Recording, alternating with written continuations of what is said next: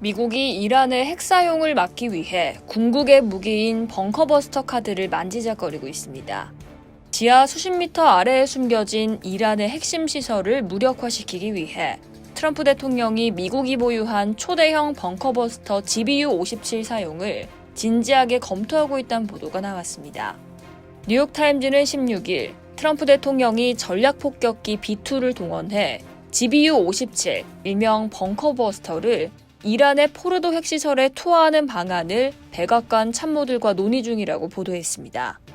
이란 산악지대 포르도의 지하 깊숙이 자리 잡은 우라늄 농축시설은 이스라엘의 최종 공격 목표로 꼽히죠. 하지만 지상작전 없이 확실히 파괴하려면 이스라엘의 무기로는 역부족입니다.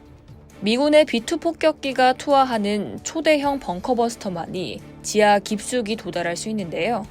GBU-57은 무게만 13.6톤에 달하는 지하 관통 폭탄으로 현재 미국만이 보유한 군사 자산입니다. 미군은 지난 2년 동안 백악관의 면밀한 감독을 받으며 포르도를 파괴하는 작전을 준비해왔죠. 연습 결과 한 발의 벙커버스터만으로는 포르도가 파괴되지 않아 벙커버스터가 만든 구멍에 다시 벙커버스터를 투하하는 작전을 수행해야 할 것으로 관측됩니다. 이스라엘은 오래전부터 미국에 무기 제공을 요청했지만 미국은 승인하지 않았습니다. 그러나 최근 트럼프 대통령과 네타냐후 총리가 이 무기와 관련해 여러 차례 논의한 것으로 보인다고 뉴욕타임즈는 전했습니다.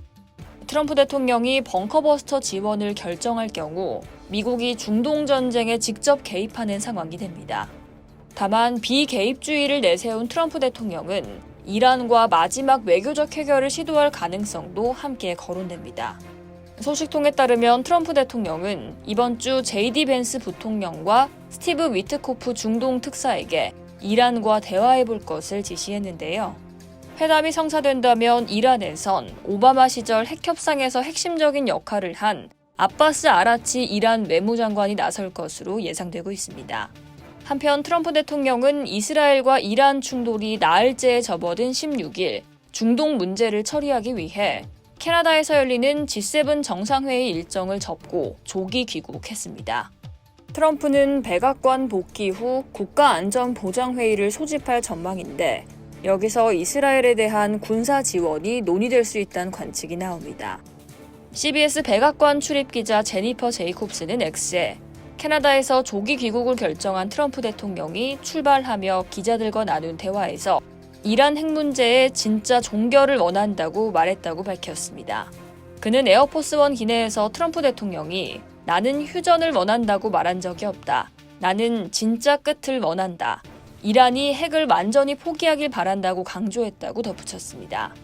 외교냐 전면전이냐 트럼프의 손끝에 중동 갈등의 향배가 달려있는 모습입니다. 이상 여의도TV였습니다.